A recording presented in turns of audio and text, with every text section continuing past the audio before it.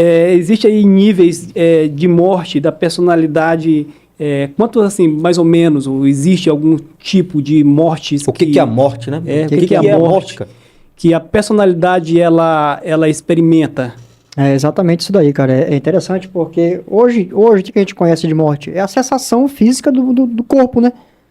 Qual é o outro tipo de morte? Desmaterialização. Isso. Acabou o Desencarnou, corpo, desencarnou. Morreu. O que o ser humano conhece além disso? Nada. Você vive uma vida ali, né? Não sabe quando é que vai acabar teu tempo, mas quando o tempo acaba, você também não sabe que tipo de realidade você vai experimentar após essa dissolução. Mas, em última análise, o ser humano hoje só conhece o tipo de morte física. Mas o livro de Urântia traz uma revelação de que existem 3 tipos de morte. Então, vamos conhecer um pouco desses 3 tipos de morte aí. A física, né? Isso. A primeira morte é a morte da alma. É a morte espiritual. Lembra? A morte é o que a gente estava falando agora há pouco sobre exatamente. Essa alma. Olha, a alma, ela é o nosso espírito. A gente tem um espírito puro do Pai, né, operando na gente como um trabalho, como uma invasão aqui nessa vida material. O livro até menciona isso, é como uma invasão que ele trabalha na gente. Porque a gente é filho, e filho não escolhe ser filho é filho.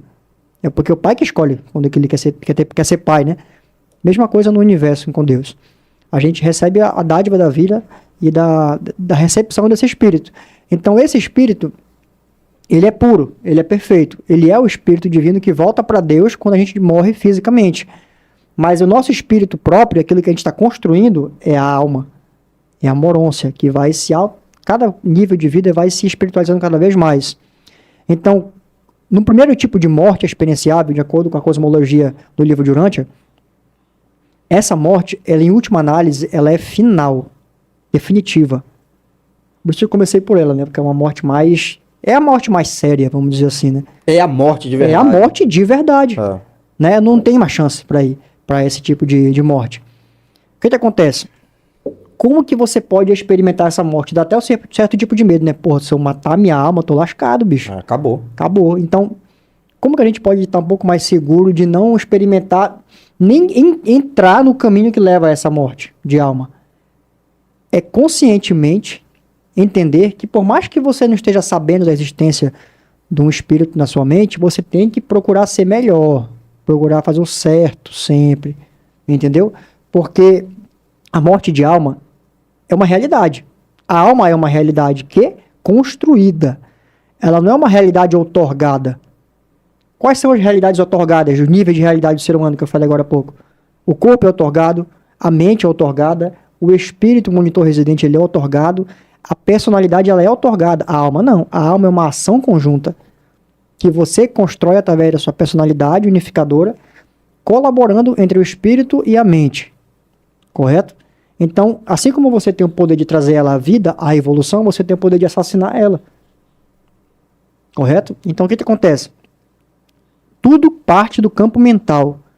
Toda a percepção que o ser humano tem do externo vai trazer para ele as informações e as ferramentas necessárias para que ele ou evolua ou involua, vamos dizer assim. Mate a alma dele, assassine essa alma. Exemplos práticos. Cara, isso é muito complexo de falar, isso é muita presunção de falar. Mas no meu âmbito pessoal, no meu escopo pessoal, eu posso dizer quem são essas pessoas que podem experimentar a morte de alma. Porque não fazendo julgamento, mas uma análise exatamente, observacional de estudo. Bem cirúrgico quanto a isso, né? Sim, claro. Porque quem define o destino da alma e da eternidade da pessoa são os censores universais. Entendeu? Os juízes supremos. Mas em uma análise assim bem rasa da personalidade humana, do caráter humano, quem é que pode experimentar essa morte de alma? Os psicopatas. Aqueles psicopatas que são degenerados. Que não tem valor nenhum universal. É o cara que não tem nenhum tipo de reação a nada. Ele matou completamente a capacidade de sentir empatia, compaixão, remorso, arrependimento. Ele matou tudo dentro dele. Por escolha própria. Lembra, a mente, a gente até falou no programa passado isso daí. A mente, a partir do momento que ela se identifica com alguma coisa, ela vai acostumando. Ela é maleável. Completamente maleável, a mente é. Então, se você faz uma coisa errada, lembra a história do pecado, iniquidade, erro, é aí que está a semente da parada. Se você entra num âmbito de ações e experiências contínuas erradas, você começa a malhar sua mente para o mal. Entendeu? Então, você pode até estar com a intenção de continuar, mas se você está condicionando aquela... Isso eu falo na vida encarnada, aqui na Terra, certo? Se você está condicionando sua mente a fazer a coisa errada, a matar aquela contraparte espiritual que já é sensível, e você ainda continua silenciando ela, vai ficando cada vez mais difícil tua alma evoluir. Você vai se embrutecendo, vai se embrutecendo, é a palavra perfeita, vai se palavra, grotescalizando, vamos dizer assim, né? Ficando cada vez mais animal, por conta própria, por vontade própria. E isso, cara, você pode matar a tua alma. Isso acontece. Né? Pessoa pode matar a alma. O que acontece? Quando os juízes supremos percebem que aquela pessoa já não tem mais jeito, o encarnado ali, o ser humano mortal, que o livro fala, né? Já fez de tudo para matar a alma dele, já perdeu todos os valores, já não tem mais condições de continuar uma ascensão, eles liberam... O agitador do pensamento. Ele é liberado. Ele volta de forma menos cerimoniosa ainda do que ele entrou, né? Vai embora. Ele volta dessa pessoa que vai embora. Até os psicopatas recebem um ajustador. Todos os seres humanos na Terra hoje, depois da outorga de Jesus, na primeira decisão moral, quando crianças, tem o espírito ajustador do pensamento. Todos. Agora, com o decorrer da vida, é que você vai decidir se a tua alma cresce, você coopera com ele ou não, em face do seu ambiente. Essa palavra que você está usando, a gente tem que enfatizar. Cooperar. Colaboração. Então, se não houver uma contrapartida nossa, de escolhas, de decisões, porque o ajustador do pensamento ele não está para facilitar a nossa vida. Ele não vem aqui e falar, não, eu vou entrar aqui em você e vou fazer todo o trabalho e a gente vai chegar até Deus. Não é assim. Então existe todo um trabalho dele, voluntário, para auxiliar o ser humano a se transformar, por assim dizer, em uma alma, se até encontrar de verdade, se fundir através da personalidade, e voltar para Deus, né? Sim. Então, há todo um trabalho, e esse trabalho, ele é árduo, né? Então, há dificuldades a serem vencidas no processo de evolução, né? Não é só assim, não, eu tô com o ajustador, acabou, não, agora eu só vou ficar aqui e surfar na onda. Não, tem que ter trabalho. E o Cristo fala, né? O Cristo falou isso de diversas maneiras sobre...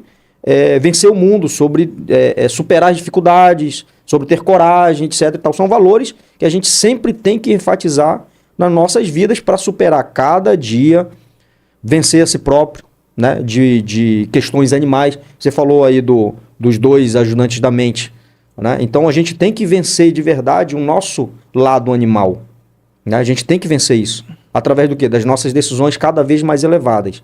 O irmão Alan falou uma coisa... importante sobre o trabalho involuntário, né?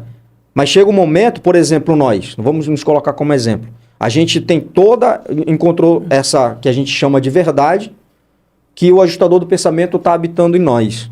Então, por assim dizer, a gente já tem consciência disso. Então, se a gente tem consciência disso, a gente temos o dever de fazer o trabalho consciente em colaborar com o ajustador do pensamento. Exatamente. Correto? Correto. Não, eu estou correto sobre isso. Corretamente. Então, nesse sentido aí, algumas pessoas têm o trabalho involuntário, né? É isso? Isso. É porque eu estou... Exatamente, isso mesmo. Então, já é uma responsabilidade a mais. Aquela coisa de...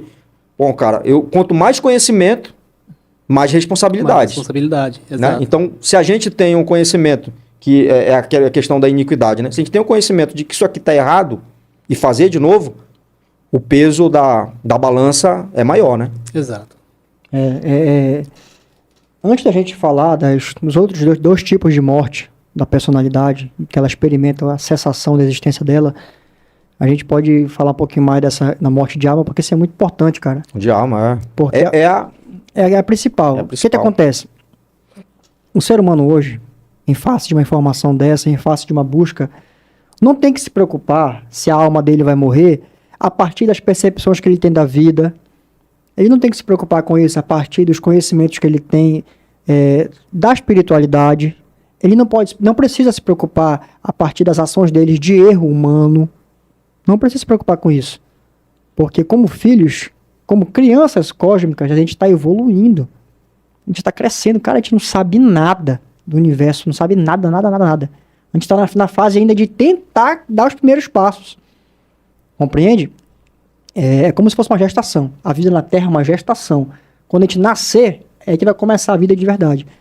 Que isso seria no mundo... Nos mundos das mansões. nos Até próximos então, a gente vai ler lá no início do documento 112, você vai ver que a gente sai lá da subúrbio, Isso. lá da periferia do Isso. cosmo, lá mesmo, de onde não existe praticamente nada, onde está ainda construindo alguma coisa. A gente sai de lá do nada e a gente vai em evolução Isso. para a perfeição, né? Uma Exatamente. caminhada eterna Uma até caminhada chegar no eterna. paraíso. Depois a gente vai falar mais, né? gente vai falar mais. profundo sobre isso aí. Então vou só terminar aqui falando sobre esse tipo de morte para a gente compreender. Meu amigo, não te preocupa com a morte da alma. Seja uma pessoa melhor, só isso. Seja alguém que procura evoluir, que procura melhorar. Se você tem um conhecimento de algo e aceitou aquilo como verdade, vai em frente. Tipo agora, a gente conheceu, a gente conhece a realidade do espírito que vive na gente. Num guia perfeito que trabalha na nossa mente. Se você conhece isso e não aceita como verdade, não aceita isso aí, não tem problema. Procura ser alguém melhor todo o tempo, porque o livro de hoje fala o seguinte: a personalidade tem que deixar bem clara a intenção dela, para ela morrer ou sobreviver. Então essa intenção é aquilo que você está construindo agora, correto? Então não te vai nem entrar nesse âmbito de julgar que vai matar a alma ou não. O segundo tipo de morte, a morte intelectual. O que caracteriza esse tipo de morte? É quando tem algum tipo de acidente ou de transtorno mental em que a pessoa perde a capacidade do intelecto. De raciocinar, de saber o que é certo e errado. Exatamente. Da consciência, a autoconsciência, né? Como que isso se dá? Como que isso acontece? Geralmente quando a pessoa sofre um acidente, né, danifica o cérebro, sofre um distúrbio mental. Muita gente que enfraquece a mente, né, com os problemas da vida. Exato. Enfraquece a mente, perde a capacidade de ponderar, De raciocinar. raciocínio, de autoconsciência.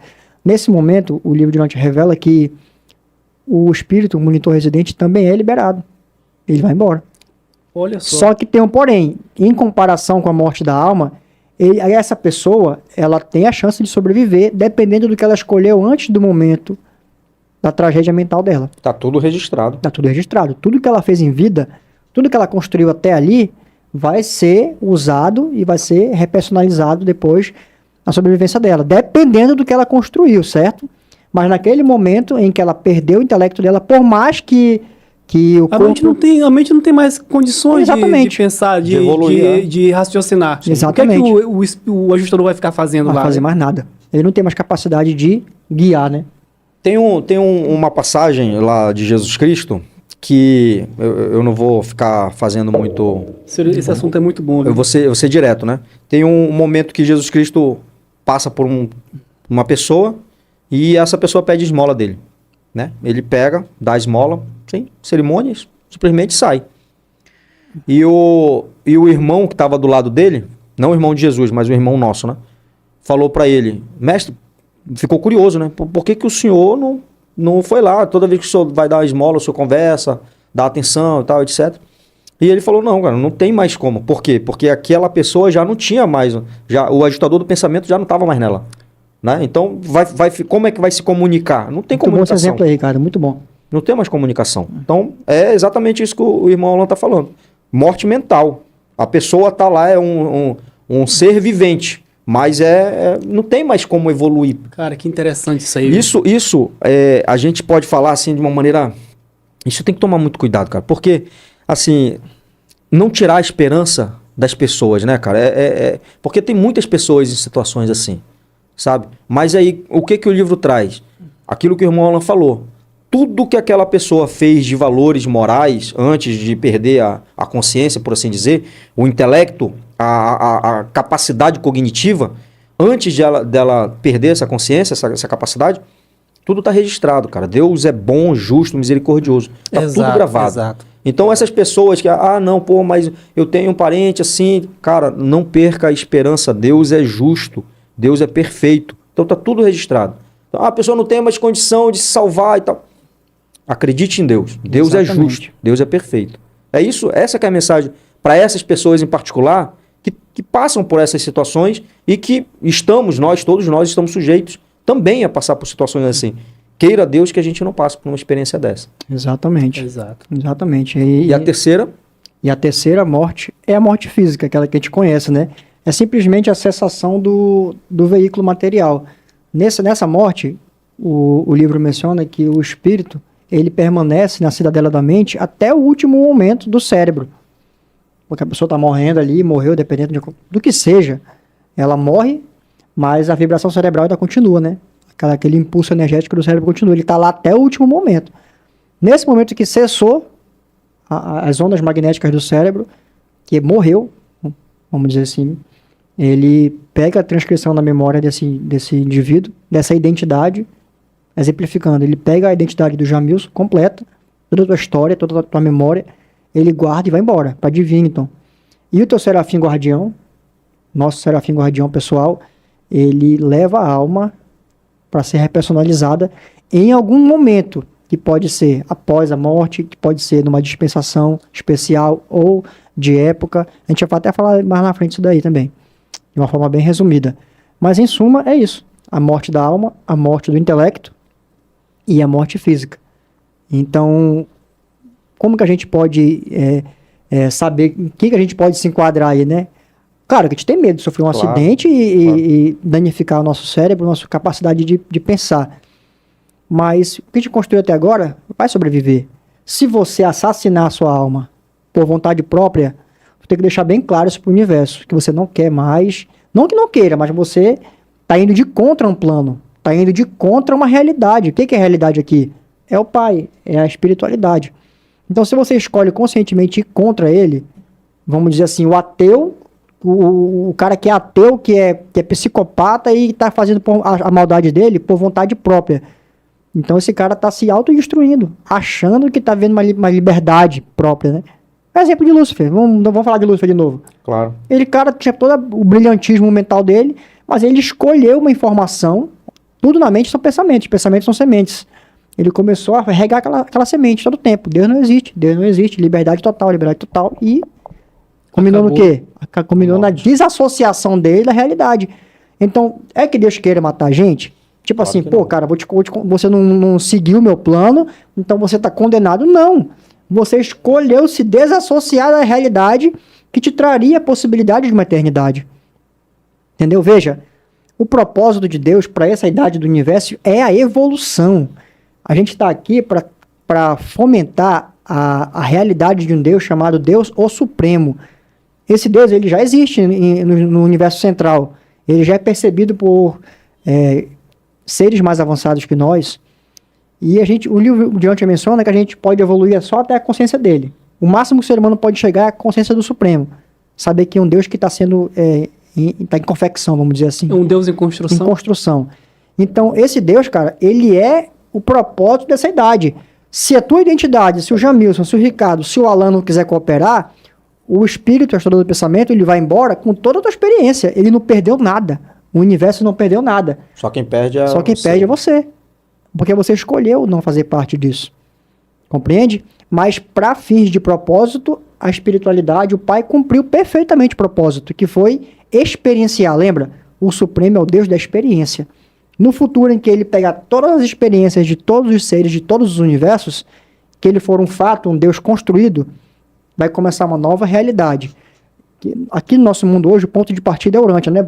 Eu vou até pedir do Wallace, põe aquela imagem lá, Wallace, dos universos que tem Isso, essa daí mesmo.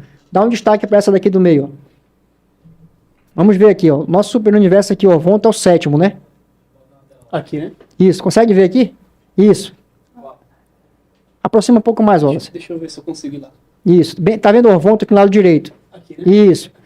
Aí é o nosso ponto de partida. Nosso universo. Isso, nosso ponto de partida. A gente vai passar aí por milhares de mundos até chegar no centro dele. Nós estamos aqui. Isso, nós estamos na periferia, vamos dizer aí. Vamos ver, nós estamos na periferia dele aqui no braço de Orion, pra cá, né? Essa banda daqui. A gente vai evoluindo cada vez mais pra dentro e pra cima, até a gente chegar em espírito de 6º estágio, aí no centro, né, do super-universo. A partir daí, a gente vai viajar por um espaço de escuro de gravidade. Pode ir um pouco pra Puxa cá. um pouco mais pra esquerda aqui, Wallace. Não, pra esquerda. cá. Isso. A gente vai passar por todos esses circuitos do universo central aí, que são 7. 7 cinturões, né? São essas listas. Isso, essas listas aí. 1 bilhão de mundos, até a gente reconhecer o Pai no terceiro círculo desse universo, né? Que é o universo central, e chegarmos no paraíso, que é o destino, né? Que é a morada de Isso. Deus. Aí a gente Trindade. cumpriu o propósito. A gente vai até falar um pouco mais lá na frente. Mas esse Deus o Supremo, ele vai estar em operação. Passa aí, Wallace, para o lado direito agora. Direito. Pro lado direito de cá. Isso, de lá. Isso, pode ir passando. Isso. Tá vendo essas listas gigantescas aí? Sim. Nas bordas do universo? Sim. Dos 7 superuniversos? Sim. Esses são os espaços exteriores. Uhum. Eles estão inabitados ainda. Eles estão em formação. Olha só, cara. O livro diz o seguinte. No nosso grande universo aqui, temos 7 superuniversos, né? Sim. O livro menciona que só no primeiro nível aqui, no primeiro cinturão do espaço exterior, já foram observadas 70 mil agregações de matéria. Cada uma delas maior do que todos os superuniversos que nós temos aqui. Ô, louco, meu. Agora você imagina, toda a criação inteligente está resumida aqui, ó, nesse círculo central. Essas 7 supergaláxias aqui, né? Exato. Nós estamos todos aqui. Mas quando o Supremo for um fato, e a gente for, todos nós estivermos evoluídos como os deuses da evolução, deuses da ação, experienciados e já finalizados, né? Finalitores, a gente vai servir um novo propósito no universo, que é povoar e possivelmente sermos dirigentes e auxiliares dirigentes nesses universos aí exteriores em evolução, que são muito maiores. Em serviço de Deus. Em serviço de Deus, uma nova idade. Compreende? Então, em última análise, cara, a gente é isso. Muito bom. Seres em evolução e os tipos de morte são esses que a gente experimenta aí. Muito bom.